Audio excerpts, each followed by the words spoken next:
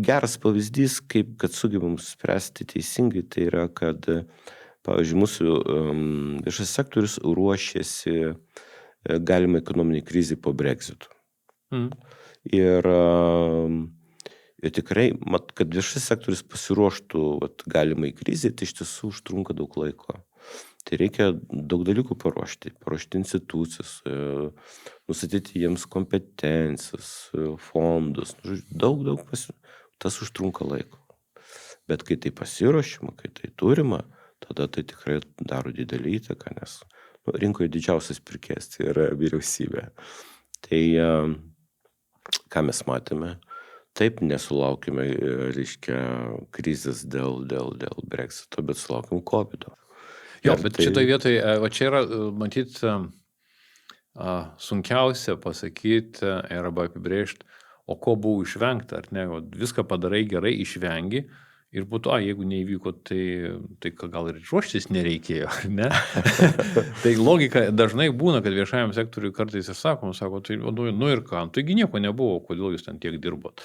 Net nes atbulinė data visi gudrus paprastai. Bet čia svarbu pripažinti, kas suveikia, kas veikia. Daugiau mano įspūdis, kad tai buvo galbūt ne vienintelė, bet viena iš priežasčių, nes tikrai teko kaip dirbti tuo metu to inovacijų agentūrų, aš tikrai mačiau, kaip remiamas verslas ir kokie resursai buvo skiriami, tai tiesiog objektyviai negalėjo neturėti įtakos.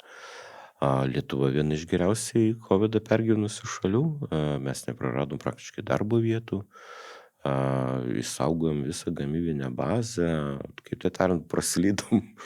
Aišku, pinigų buvo įlieta nemažai, tokios fiskalinės politikos pagrindų, kas galėjo truputį atsiliepti, kad pas mus infliacija gal buvo šiek tiek aukštesnė nei kitose šalyse, bet vis tiek tai, ką pavyko išsaugoti, lyginant ar mūsų su Estija ar kitom šalim, ar centrinės Europos šalim, tai vis tiek tai, kad neturėjom jokių praradimų praktiškai, tai yra labai didelis pasiekimas.